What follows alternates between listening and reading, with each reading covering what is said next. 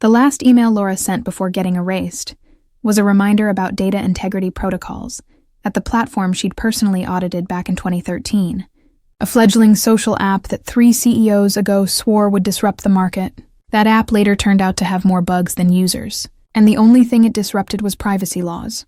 Laura handled it quietly like she always did. No credit, no blog posts, just a line item marked resolved in the quarterly security report. 14 years of that. 14 years of patching what other people coded while they were out networking at conferences and pretending they invented agile sprints.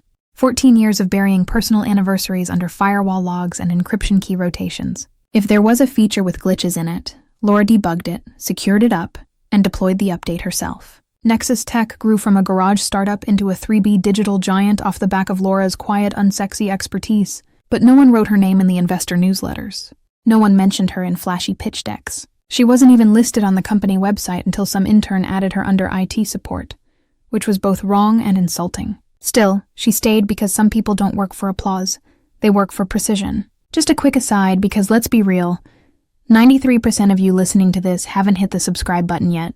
If you're the kind of person who enjoys watching a quiet underdog pull the pin on a grenade made of code, maybe toss us a like and subscribe. It actually motivates the whole team more than coffee and firewalls combined. All right. Back to Laura, who was the kind of CTO who could recite server IP addresses from memory and knew which vendors had engineers with side hustles. She once refactored a multi-million user database mid-conference call using only coffee shop Wi-Fi and a legacy schema stored in her cloud drive since 2012.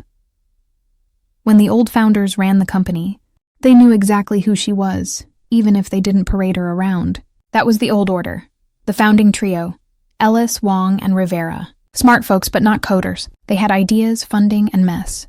Laura was the one who turned their prototypes into products. She created the security framework that kept their data safe enough to scale fast and far. When their mobile rollout went sideways, she rewrote the entire API overnight and personally got the beta approved through a back-channel DevOps review. Again, no credit, just results. Her desk was a war zone of red cables, flowcharts, and energy drink cans. She was always 5 steps ahead, which meant she was never thanked in the moment, only when things didn't crash. And yet, she was getting tired, not of the work, but of the invisibility. Her name was never on the App Store credits, but her fingerprints were on everything. Every user database passed through her. Every line in every terms of service had been vetted by her. She didn't just manage the tech, quietly protected the entire system from itself until they sold. That was the first crack in the foundation. Word got out that Ellis and Wong were cashing out. Rivera, who'd always leaned on Laura the most, pulled her into his office with a look that said too much and nothing at all. "Just keep things stable," he said. "And if it goes sideways, use your best judgment." He didn't have to say more. She already knew the deal. A new majority investor was inbound, which meant venture sharks, auditors, people who'd never coded anything, but were great at slicing it apart. She pulled the founding partnership agreement out of her file server that night. Not a copy. The original still had the digital signature hash she generated back in 2012. And as she sat there alone in the office with a flickering LED bulb overhead, she reread every single clause. Because if there's one thing Laura knew, it's this: people forget what they signed. Code doesn't. Blake Harlan walked into Nexus Tech like he was picking out which servers to scrap. Tall, overconfident, and gleaming like a leased Tesla, he had the handshake of a man who thinks charisma is a growth hack. His team, an assortment of aggressively mediocre Stanford grads with polished resumes and dead eyes, wore matching hoodies and moved through the office like tech locusts. They called it a pivot. Laura could already smell the bugs behind their smiles. She'd seen this movie before. Hell, she could have scripted it. The minute Blake's group finalized their majority buyout of Ellis and Wong shares, the culture shifted like a server under a DDoS attack. Desks were cleared. Legacy roles were reassessed. New titles appeared out of thin air. Growth hacker lead, digital transformation evangelist, chief story architect. Laura's job title suddenly became a question mark on a Slack channel she wasn't invited into. No formal demotion, just silence. First, she stopped getting tagged on deployment reports. Then, her access to the shared DevOps drive quietly expired. When she flagged it to IT, they said, "Oh, you'll need to get that cleared with Blake's office." When she asked Blake's assistant, the response came with a forced emoji and a calendar invite for a role transition discussion. Meeting was a formality. Two HR reps she'd never met before sat across from her with laptops and phrases like operational optimization and reorganizational efficiencies. It was less a conversation and more like being read a eulogy while still breathing. "Laura, your contributions have been deeply valued, and this isn't about performance. It's about evolving needs." Her left eye twitched. She said nothing. "We're offering a generous 2-month severance. Cobra continuation." She raised a hand. "You don't need to list the benefits. Just give me the packet." The younger one, fresh from whatever boot camp turns empathy into corporate detachment, blinked. Of course. She stood, smoothed her jeans, picked up her stylus from the table, not to take notes, but out of habit. Then she nodded once like a sysadmin closing a ticket, not angry, not broken, just done. But the thing about Laura, you don't pivot her out. You just forget to notice she's still in the network reading everything in the logs. Because while they stripped her title and wiped her from the internal wiki, they didn't revoke her historical access. Not yet. Her name still appeared on half the original codebase commits buried in the JIT archives. She was still an original signer on 3 infrastructure frameworks that no one had bothered to update. Her inbox until they shut it down still filled with commit threads, timestamps, scanned specs, and signed PDFs. They now treated like dead weight. Blake and his cronies made a show of shaking things up. They bragged in the Friday all-hands about clearing out the legacy code and making room for innovators. Someone even said, "We don't need gatekeepers. We need disruptors." Laura watched from her desk, sipping lukewarm tea from her code whisperer mug. She'd kept the all-hands Zoom open, audio off, just to watch them high-five each other. When they called her name, Laura Thompson, longtime CTO of Core Systems, has decided to explore new opportunities. No one looked at the camera. No one asked her to speak. No one even said goodbye. She didn't offer one either. But on her final day, she stayed late. After everyone else had left, she logged into the code archive one last time, downloaded a full system transfer log from the internal repo, and emailed it to herself under the subject line for reference legacy systems confidential. She attached a sticky note to her monitor. It read, "Nobody reads the commits." Then she shut off the lights, walked out without fanfare, and left her badge in a planter by the elevator. They thought she'd leave empty-handed. They were half right. 9 months before Blake Harlan and his band of buzzword disruptors stormed the gates, Laura sat in her office at 10:12 p.m., eating stale chips and reviewing the 6th draft of an infrastructure framework for something called the Meridian Data Alignment Protocol, MDIP, because acronyms were how people in tech convinced themselves they were saving the world. It was a Frankenstein system. 8 modules, 4 cloud providers with vendors in litigation over API rights. Laura called it the Spaghetti Project because every time you pulled back a layer, it got messier and smelled faintly of spaghetti code. But it mattered. MDAP was one of Nexus's legacy platforms. One of the original builds from the company's bootstrap days back when Ellis and Wong still argued over whether to buy ergonomic keyboards or bandwidth upgrades. It had historical roots. It had a bad latency report. It had a half-deprecated server farm that every open-source community in the region wanted to turn into a hackathon space, data center, or both. And it had risk. So much risk. Which is exactly why Laura added the clause. It started innocently enough, a side paragraph in a section nobody read, buried under joint. Infrastructure Oversight Protocol. She drafted a rider stating that any transfer of system assets exceeding $50 million in market-adjusted value would require written and notarized consent from all original signatories to the partnership framework. The intent, she argued at the time, was legacy protection. We don't want a future investor flipping these servers to a data mining conglomerate just to juice the quarterly metrics, she'd said in a late afternoon meeting with Rivera and Ellis. Ellis, half distracted and chewing mint gum like it owed him money, grunted. Sure, add it. Sounds like good governance. Rivera, always the pragmatist, raised an eyebrow. You'll make sure it doesn't tie our hands on minor updates. I carved out exemptions for anything under 50, Laura replied, not looking up from her screen. This only kicks in for system-level moves, big ones. Fine. Rivera nodded. Send the draft. I'll sign. She watched them e-sign it from their phones during a meeting about something else entirely. Nobody asked follow-up questions. Nobody flagged the clause because that's the thing about tech governance. It's boring until it's a bomb. Laura saved the fully executed document to 3 different repos, backed it up on a private encrypted drive, and printed 2 hard copies, one for the legal archive and one for herself. placed her personal copy in a manila folder labeled MDAP PV6 Final, then scribbled consent rider trigger clause on the tab and slid it into her second drawer behind an old mouse and a faded brochure for a cybersecurity seminar in Austin she never got around to attending. Then she went back to work like always. She didn't think about it much after that. She wasn't planning revenge. She wasn't trying to outmaneuver anyone. She just knew deep down in the tired, unglamorous part of her gut that Nexus was getting too fast, too loose, too arrogant, and someone had to be the adult in the room. So she laid the groundwork, a legal tripwire dressed up as policy, a thing no one would notice until they tripped over it. And over the months that followed, as Blake Harlan circled like a shark sniffing vulnerabilities in the codebase, Laura watched him, watched how he ignored history, how he spoke in absolutes. He said things like, legacy constraints are just psychological barriers and let's be disruptive. He never once asked about the old infrastructure frameworks, never even knew they existed, and when she was finally cut loose with 2 weeks severance and a politely weaponized smile, Laura didn't yell, didn't protest, didn't even flinch. She just walked home that night and opened her second drawer, slid out the folder, smoothed it on the table, and under her breath she said, "Let's be disruptive."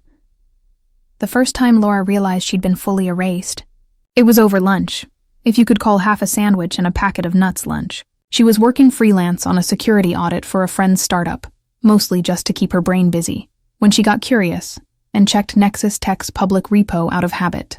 The drop-down menu that used to list her as systems principal now read vacant. Credentials were gone. Even the quarterly reports she used to author had been stripped of bylines, rebranded Nexus Innovation Insights. She clicked through one of them, scanned it, and snorted. They'd reused her vulnerability analysis from Q1, word for word, except now it ended with a bullet point about future forward leadership, whatever the hell that meant. She didn't need applause, never did, but erasure. That was a different kind of theft. It got worse.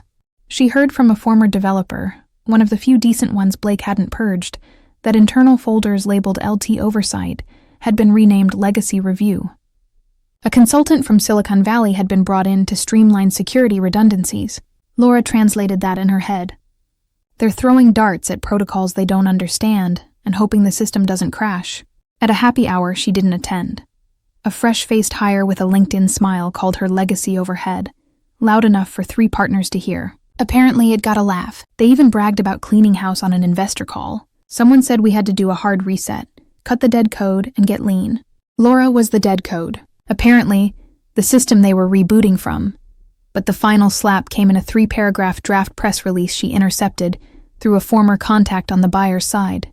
$450 million platform deal. The same one she architected over 3 brutal years of penetration tests, compliance battles, and multi-provider negotiations, was now being hailed as a visionary integration led by Blake Harlan, whose leadership redefined Nexus's approach to digital scaling. No mention of the woman who negotiated half the encryption keys while eating cold pizza in her car during regulatory board meetings. No line about the fact that Laura was the one who figured out how to cluster security overlays across 3 clouds to avoid data reassessment. No Laura, period. She stared at the release in her inbox for a full 10 minutes. No rage, no tears, just a cold, clear sensation. Stepping barefoot onto tile in February. She didn't need her name on it. She didn't even want it. She just wanted it accurate. Because here's what they didn't realize.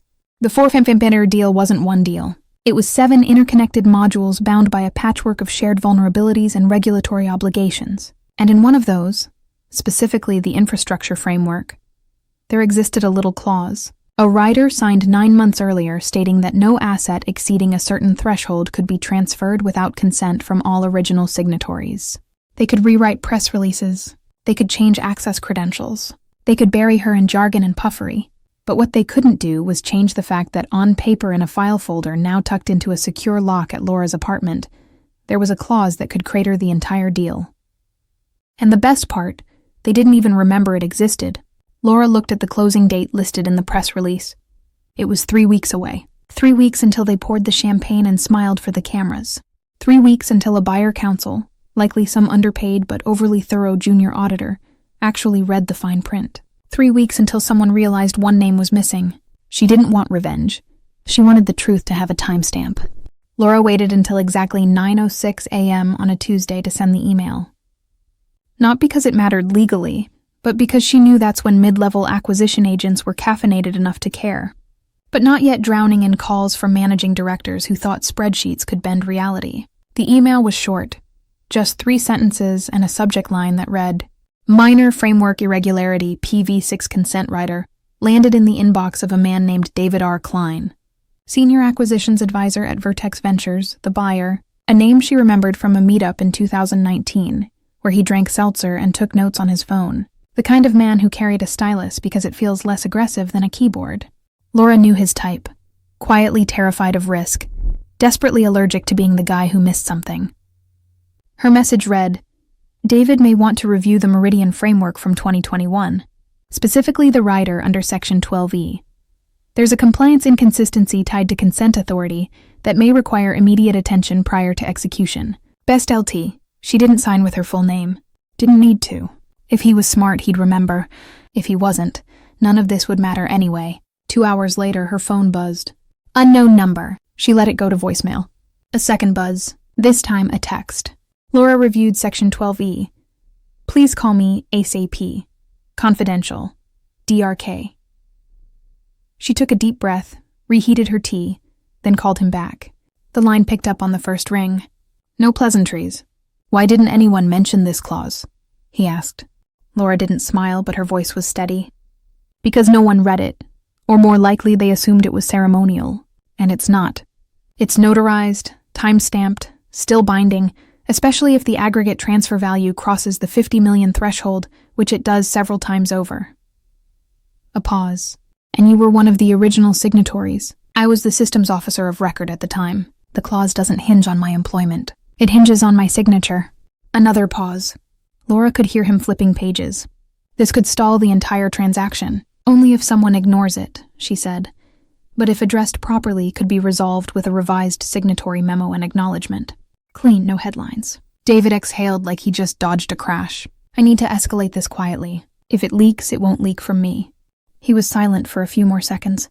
"Then you going to the gala? They didn't invite me?" "Well, you're invited now." Laura hung up and stared out her window. The sun had slipped behind a cloud, casting her apartment in a pale gray light that reminded her of server rooms and empty consoles. They were going to try to fix it, of course. Blake's team would scramble, maybe even try to amend the documents post-signature. Maybe they'd ask her to sign a retroactive waiver. But they were late. And being late in Laura's world was worse than being wrong. 3 days later, the announcement hit LinkedIn. Nexus Tech to celebrate historic $450 million platform transfer at closing gala, hosted at the Evergreen Pavilion. Black tie, press welcome. Photos showed Blake beaming like he just discovered tech. His teeth could have sliced silicon. The gala was scheduled for 7 p.m., 2 days before closing. Enough time to gloat. Not enough time to unwind a legal trigger buried in a clause no one but Laura remembered. She received her official invitation via encrypted PDF. No message, just an attached file, and a subject line from David. Personal invite. It wasn't even addressed properly. Misspelled her name as Laura.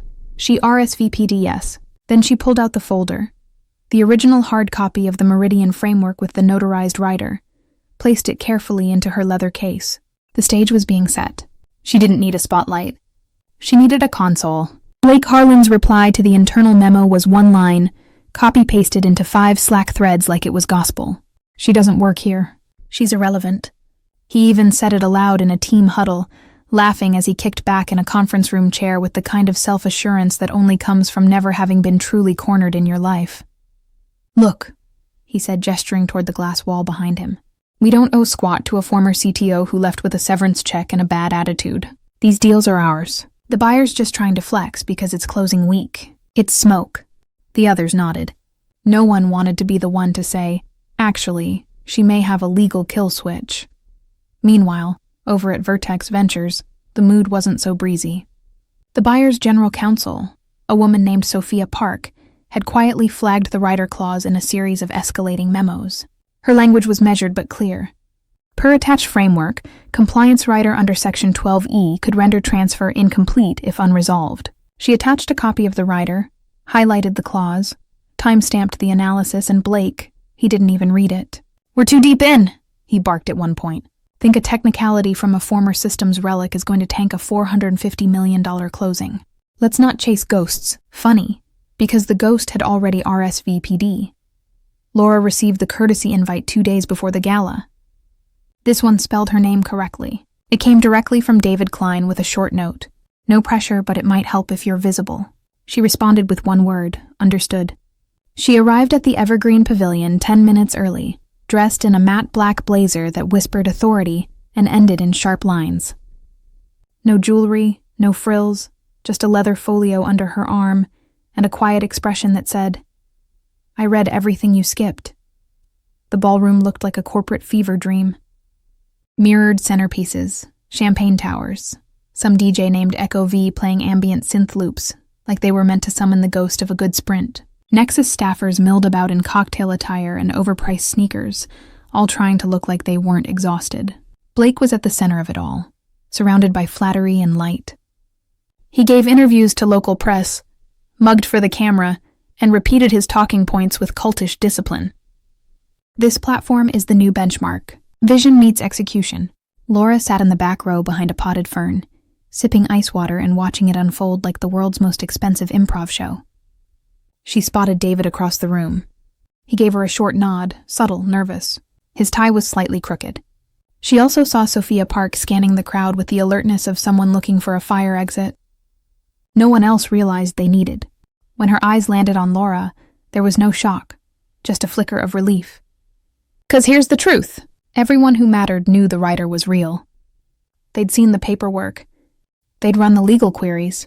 But they also knew that admitting it now this close to the finish line would raise questions too big to contain. So the game became stall, smile, hope she doesn't make a scene.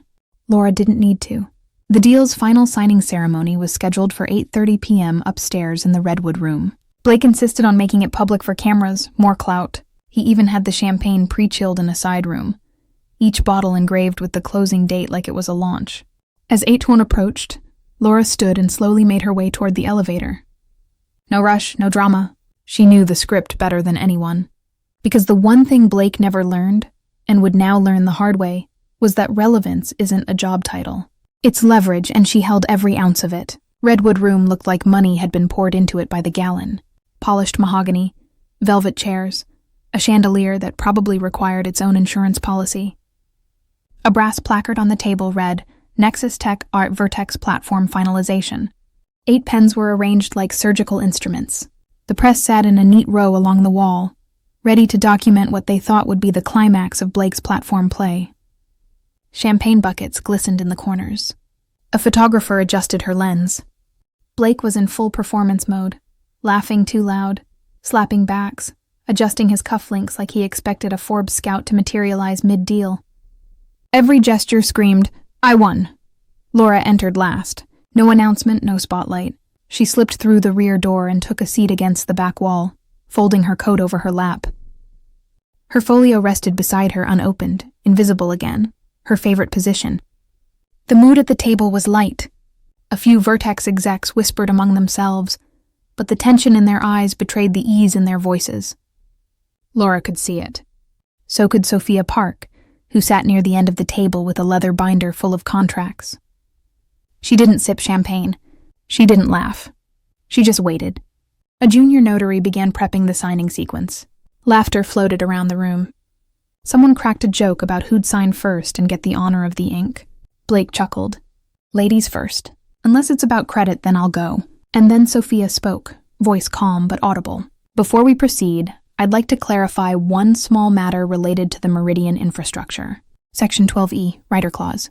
The room didn't fall silent right away. At first, just a few heads tilted. Blake waved a hand. That's a legacy clause. Internal counsel cleared. That doesn't apply. Sophia didn't smile. She simply slid a page across the table towards Nexus's lead attorney, a man named Victor Hayes, who had the haunted look of someone who used to do mergers in the 90s and hated surprises. Victor adjusted his glasses, gave the document a cursory glance, and then a second, slower one. His lips moved slightly as he reread the clause again and again. The laughter stopped. Laura watched the moment the blood drained from his face. Victor's jaw tightened. He set the paper down, removed his glasses, and looked at Blake, not with panic yet, but with the exhausted dread of a man watching a train barrel toward him from across the tracks. Blake leaned over, What? Victor didn't answer. Sophia cleared her throat. Clause requires unanimous written consent from all original partnership signatories before any transfer of assets exceeding the outlined threshold. There are 7 such assets in the platform. Blake waved again, but she's gone. She doesn't work here. Victor's voice cracked for the first time in Laura's memory. It's not tied to employment, Blake. It's tied to the partnership, and it's airtight. David Klein, the buyer's agent, finally turned his head and pointed quietly. Slowly to her, he said. Every head in the room followed his finger. Laura remained seated. She didn't nod. She didn't speak. She just opened her folio and laid the original signed framework flat on her lap, face up, rider highlighted, notarized stamp gleaming under the overhead light like a quiet little detonator. No gloating, no smirk, just gravity. Victor looked at her. His hands trembled slightly. He whispered the 2 words that echoed through the silence like a thunderclap. Oh God. The photographer, sensing tension, slowly lowered her camera. Blake stood still for once in his life. The pens on the table were untouched. And for the first time in 14 years, Laura felt the exact center of the room tilt toward her. Not with credit, not with applause, but with realization. She doesn't even work here. Blake snapped, voice cracking as his hand slapped the table harder than he meant to. She's a ghost, a relic. This is obstruction. Someone get legal to override this. Victor didn't move. Sophia Park didn't blink. The only sound was the gentle fizz of champagne dying in flutes. Laura finally stood. Not quickly, not dramatically. She just rose like a console being booted. Calm, mechanical, deliberate. No override is possible, she said. Rider is contractually tied to personhood under the original partnership. Section 12E, subclause 2. Not to employment, not to current role, just name, signature, and consent. She reached into her folio and pulled out a single page in a clear plastic sleeve. Then another, then another. She walked to the table with the composure of a debugger, delivering a patch, and placed them one by one in front of Sophia. Each document snapping slightly against the wood. Original framework, she said, tapping the first page. Executed rider, the second notarized, time-stamped, archived 3-fold. 1 copy submitted to California Corporate Registry. Another submitted with the 2021 Meridian Infrastructure filing. 3rd is here in your hands. Sophia scanned the stamp. The signature blocks. Her lips parted ever so slightly, then pressed together again. Everything's clean, she confirmed. Chain of custody intact. Clause enforceable. Consent required. Across the table, Blake's mouth worked like he wanted to say something useful, but no language could save him now. You're not even on the payroll. He tried again, desperate. You have no standing, no seat at this table. Laura didn't flinch. You're right, she said softly. You never gave me a seat. I made my own and bolted it to the server. Sophia looked at Blake. Vertex won't proceed without the final signature. If we close in violation of this clause, we inherit a liability exposure exceeding $90 million across jurisdictions. I'm not risking litigation for ego, David added more gently. We just want it done right. Blake turned to Victor, eyes wild. Can't we, amend something? Post-dated memo. Offer her a release. Victor exhaled through his nose and shook his head like a priest preparing last rites. No, not without creating a compliance paper trail that invites scrutiny. She's not asking for a seat. She owns the threshold. Everyone looked at Laura again. She stepped back from the table, but her presence didn't recede. If anything, it grew. Let's not pretend this is personal, she said. It isn't. It's structural. You removed me from org charts, but not from law. Erased my access, not my authorship. She turned to Sophia. If Vertex wants the platform, they need my signature, and I'm prepared to give it. Blake sagged in his chair like the air had been sucked out of him. The press looked confused. No one quite knew if this was part of the ceremony or a legal nightmare unfolding in real time. Sophia tapped her pen twice, calm and surgical. We're open to terms. Laura nodded once. She returned to her seat, the folio now empty, posture unmoved. And with that, the room stopped pretending it wasn't hers. The silence that followed was different from the one before. This wasn't the awkward lull of realization or the slow digestion of legalese. This was dead air surrender. People blinking, hearts racing, brains trying to buffer their way around a clause they dismissed as ceremonial. Laura sat in it like a conductor at the end of a symphony, letting the echo hang before the next movement. Finally, Blake croaked out the question, quiet, small, barely more than breath. What do you want? Laura didn't look at him. She looked straight at Sophia Park, the only person in the room with power that wasn't borrowed. 3 things, she said. Her voice was level, precise, not a hint of emotion. 1, public acknowledgement of my role in the platform's development, verbal and in writing, prior to close. Blake shifted in his chair, but she didn't stop. Retroactive equity at 1.5%. Not from the buyer, but from Nexus Tech's share of net proceeds. I want a clean calculation, with legal backing payable within 30 days. A few gasps. Laura folded her hands in 3. A rehire letter effective immediately. Title to be Senior Director Strategic Systems, with a dotted line report directly to the board. No intermediary. No transitional period. No internal review. I walk in Monday morning with access and authority, or I don't sign. You could hear the wallpaper peel. Blake opened his mouth, but Sophia raised a hand before he could vomit whatever bluff he was about to attempt. She turned to Laura. May I step out to confirm terms with our general counsel? Laura nodded once. Sophia left. The room held its breath. Blake leaned toward Victor. Can we fight this? Victor didn't even look up, just stared at his legal pad like it had personally betrayed him. She's not asking for the building, he muttered. She is the building. You should be grateful she's not charging interest. David Klein, whose shirt was now visibly damp under the collar, glanced at Blake, then to Sophia, who re-entered the room and gave a simple nod. She's clean. We agree to the terms. David turned back toward Blake. You good with that? Blake didn't speak. He didn't nod, just slowly removed his glasses and pressed them into the table like he was trying to crack the wood. Victor turned to Laura. We'll amend the documents. A rider will be attached with the updated equity clause, and your reinstatement letter will be notarized before you leave. Laura stood. She walked calmly to the signing table, picked up one of the previously untouched pens, hers now, by weight of gravity, and signed. 1 line, that was it. Sophia slid a separate folder toward her, the rehire letter. Laura opened it, read it once. At the bottom, next to her printed name, it already said title Senior Director Strategic Systems Reporting Board of Directors. Effective immediately, she signed again, slower this time. Then she placed the pen down. No smile, no smirk, just a subtle, almost imperceptible exhale. The press, sensing something massive had occurred but unsure what, began whispering. Cameras flashed. Somewhere in the room, someone clapped once, then stopped. Sophia turned toward Laura. Is this acceptable? Laura nodded. It's accurate. Then she turned to leave. No champagne, no photo ops, no seat at the congratulatory dinner. She didn't need to celebrate, because in the end, she didn't torch the empire. She didn't ruin the closing. She didn't scream or flip a table or threaten lawsuits. She just owned the clause no one read, and in doing so, quietly, irrevocably, she owned them all. You're the real stars of the tech jungle. Thanks for watching. If you enjoyed this tale of corporate comeback, hit that subscribe button on my channel for more stories like this.